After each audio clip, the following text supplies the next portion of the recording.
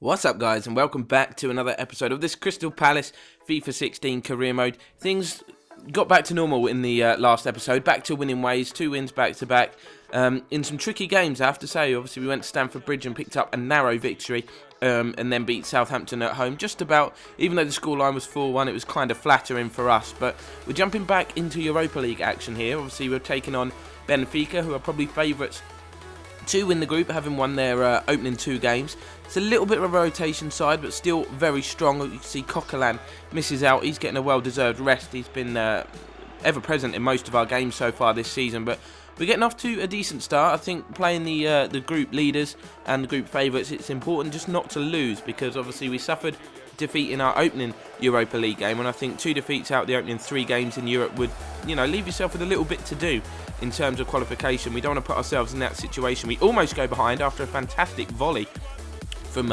Jonas, but Jack Butland was up to the task of keeping it out, thankfully for us. But Benfica carried on coming forward here. It's another good effort and another good save down at his near post again from Butland, so we have him to thank. But we catch Benfica on a counter-attack. You can see Jamie Vardy, who started this one up front, picking out Enzo Perez, who gets forward. He rarely gets forward, I must say, but he's not playing in the CDM role today. He's playing in that standard central midfield role. He forces the keeper into a good save, and then Ramirez picking up the ball. He is playing in that anchor midfield man role. Waits, bides his time. Mahrez puts the ball in the box, a little bit behind Vardy, but he does very well to get his foot on there. Keeper is beaten, but unfortunately the effort goes wide of the post. So far so good. We've been very much in this game. It's been a very even half, and it ends all square. Looking to get something out of it in the second 45. It's anyone's game. Benfica having the better of the early chances. Jack Butland coming out to try and punch a corner, completely makes a mess of it, but luckily for us, the header was off target. But counter-attacking is where we look the most dangerous. Jamie Vardy gets the wrong side of the defence here. He's racing away. Can he apply the finish? No, because the defender gets back. What we're used to seeing in Jamie Vardy is once he's got the wrong side of the defender, him racing away and sticking the ball into the back of the net. But it seems like he's just lost a yard or so of pace, and the defender was able to get back and make a decent recovery tackle.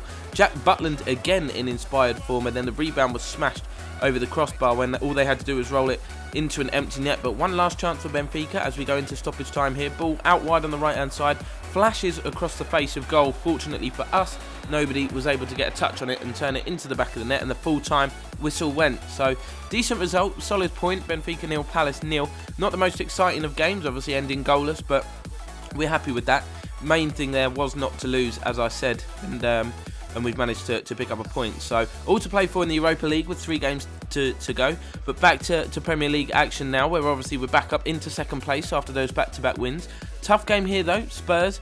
Harry Kane obviously the one to watch, as well as Eric Lamela. He can be very creative and he's got a lot of skill. Dele Alli on the bench for Spurs. We obviously had the chance to sign him, but we didn't take it. Opted for Moussa Dembele instead, who is obviously starting for us here against his former club. Wilfried Bony up front. It hasn't been happening for him lately for one reason or another. He's missed a whole host of chances and hasn't scored for quite a while in terms of his standards, so we'll be looking to see how he does today. Yannick Bolasie getting us off on the front foot. Really good run. Unfortunately for him, though, the effort was straight at Vorm. And then we have a free kick 37 yards out. I decided to let Bony hit one purely because of his shot power, and forces Vorm into a very, very good save to keep him out. But Spurs, we weren't having things all our own way. They had an attack of their own. Lamela's cross headed back to him by Bentaleb, and somehow Lamela manages to miss from all of 6 yards. So once again, going in at half-time, score is 0-0, all to play for still in the second 45 minutes. Again, it's been another even game, chances for both sides. It's just going to be about who can be the most clinical in front of goal. But Vidio doing really well down this right-hand side. Goes in past 2 men, lays it back to Bony, kind of puts it on a plate, but somehow he completely misses the target.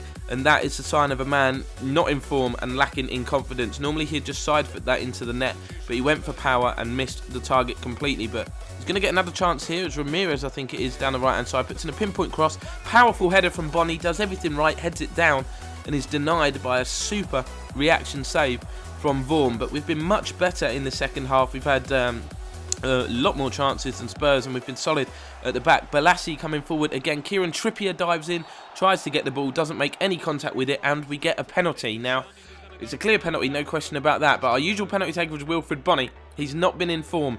Can he end his goal drought here taking on Vorm, who's been in fantastic form so far this game. He does score, smashing it into the roof of the net. Crystal Palace 1, Tottenham 0, 25 minutes to go. And we look set to make it 3 wins back-to-back for the first time in a while, I think. Like I say, Premier League form has taken a dip of late. We always seem to have this spell in a season. We've got to break out of it. Are we doing that here? Relieved to see that celebratory dance from Wilfried Bony once again. But he's going to come off. We're making a change. Niang, who's had, you know, good impact on games once he's come on as a substitute in previous matches. But Perez coming on as well. So we're looking to get some fresh legs and be secure for the last 10 minutes of this game to get the 3 points. But chances for Tottenham here. It's a poor clearance from Perez, and the effort coming in from Spurs going just over the crossbar. Fortunately for us, it did take a deflection though. Corner comes in. It's cleared by Coquelin at the near post, and we're able to hit Tottenham on the break here. It's Balassi and Niang. There's only one man back from Tottenham, and Balassi sets Niang free. Through on goal. He's got so much time. What's he going to do here? Can he remain composed? Yes, he can. He shows Wilfried Bony how it's done from open play. Just steadied himself, waited for the keeper to come out before slotting it past him into the bottom corner.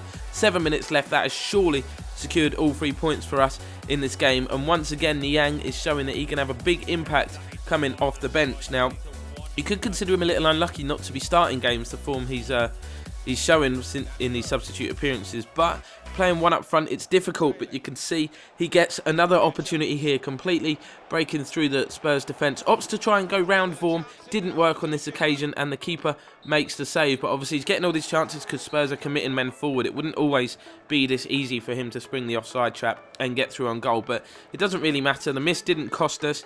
We're back up into second, well, still in second place, but now within 2 points of league leaders Manchester United. You can see how big a win that was against Tottenham. They're now 2 points behind us in third, Everton 4th, Liverpool 5th and Arsenal in 6th. Chelsea way down in 14th place, and after 10 games Watford are still winless down at the bottom. Newcastle and Aston Villa occupying those other relegation places. Of course, it is still early days, but 10 games in, the table starts to take a little bit of shape. We need to make sure we stay within touching distance of Man U and keep picking up these victories. But that's going to bring this one to a close, guys. Thank you very much for watching. Follow me on social media. The links are down below. Drop a like and subscribe if you're new to the channel, and we will see you again next time.